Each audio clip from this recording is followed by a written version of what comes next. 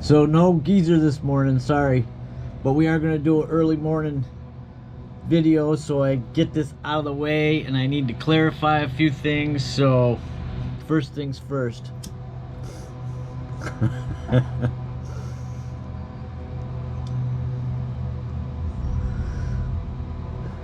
Soon everybody will be.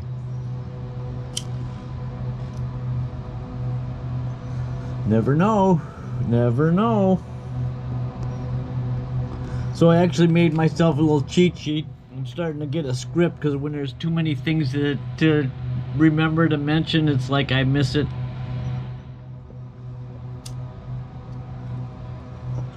So that little tiny screw thing, it's bizarre. I came down after I found that screw. I came down to put it back into the clock ring, right, the base that holds the face of the clock in, and I see there's only one screw in there, and it was like, I know I didn't lose 3 of them. I'm positive of that, because after the first one, it's like, okay, be careful, and I was. Now, either I put them somewhere that I said, oh, this is a good spot, I'll find this later, that I haven't found yet. And I'm hoping they show up, but I can't explain it. I don't know why there's only one in the ring, but I did find a second one. That is without a doubt, and it was on the deck by that little tiny section of debris where I had my face right down in there with the what is this? Okay, so that's the update on that. I realized. So I watch the videos right before I post it, and I see, yeah, the camera doesn't do so good up close. So I'm gonna just, maybe this is a little better contrast, but here's that sliver that went deep. And to clarify, I didn't have to dig into my finger, right? It was in the inside here, so a little awkward, everything lefty, but I didn't have to dig to that level of blood. It's like when I finally grabbed a hold of it and I popped it out, it's like, whoop, there it came. So it's like, I know it was deep. And then in the evening, there was part 2.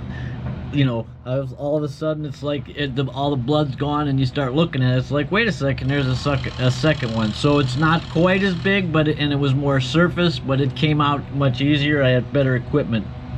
So. And here this morning, I step out of the patio. I mean, outside the house, outside the lanai. The bike sits there. I load up, you know, some drink, some food, some frozen pineapple, which is awesome. You got to try it.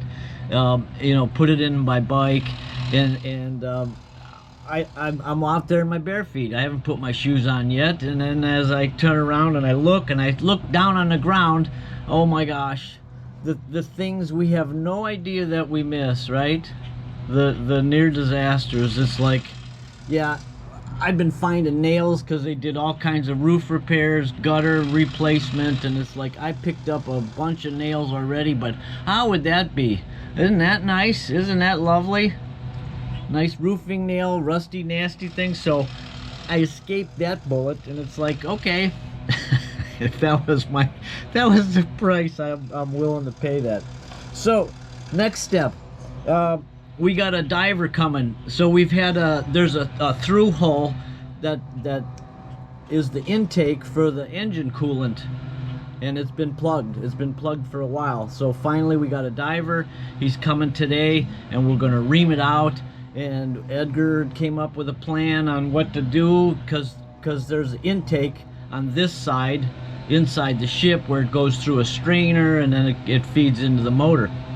So he came up with a way what he wanted to do. We had a barb fitting and a big union, and so we found parts and we got it here. And then I was nervous the whole time. It's like, you know, is the valve gonna open? And this guy's coming tomorrow, right? So I told Edgar yesterday at noon. It's like, we got to get this thing ready. And again, I'm all nervous. So yesterday afternoon, I'm mixing epoxy. He's here. And I said, you know, I'm mixing. I'm going to be busy for an hour. I can't help you until I'm done. 20 minutes later, he's up sitting on the deck, and I'm thinking, okay, he's just gonna wait for me. Wrong. He's already done it, and I'm gonna show you what he did. So he climbs down in here, of course. He knows his ship. I hope the lighting suffices. Let me grab this persnickety flashlight and see if it works. So, oh, there we go. So here's all the machinations. That's it. Here's all the machinations. And so there's that cross member that we're going to clean out, and here's the intake with a big ball valve. So we've got a union. We made this clear thing, and he's done.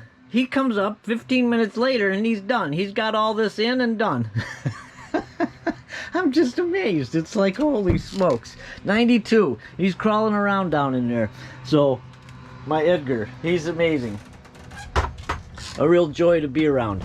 So now I've got something else. And I wouldn't believe it. And likely, you wouldn't either. But I have proof. Oh, I'm playing the evidence card. Do you remember that? So come out here. Come on, follow me. So yesterday morning, it was, you know, it cools off at night, humidity, we got some damp, and I cleaned everything off, and I had it fitted, this piece here, this outboard piece. So I had it fitted, both ends, and I had the most perfect butt joint that I've had yet on all of this. I mean, it was so perfect. You had to bring both of those together, and it was like I had the angle. I mean, you couldn't fit a hair in between it. It was snug. So I drill my holes, I come back, put it in, wedge it in, tap, right, drill and tap for all my screw lengths, take it home, route it, put the little rabbit in, come back. It's afternoon now. I mix my epoxy, I start down there, so I gotta bend this all the way in, and then this little short one is just a pretty easy little run after that. And all of a sudden I'm making my way down here, and these alignment tabs, right? Everything is good. I got 3 of them back here, and it's so satisfying when you put that thread, that final screw in, and it just threads. It's like there's no effort to it, and perfect. So all these were doing really good. I get up here and I'm on about maybe this one, so the last 3 or 4, all of a sudden it don't want to start. I got to get the tap, run the tap in. Oh, there it goes. This one gets glued in. I mean, I epoxy here, bring the 2 together, and check it out. There's a heavy 16th. So this 16-footer shrank by that long from morning to afternoon. And I'm just blown away because this one fit in perfect. You know, it's short, tuck it in there, all the alignments, see, nicely aligned. Every thread just went nice. So this is where it belongs. This one shrunk. So there you go. The proof is in the pudding.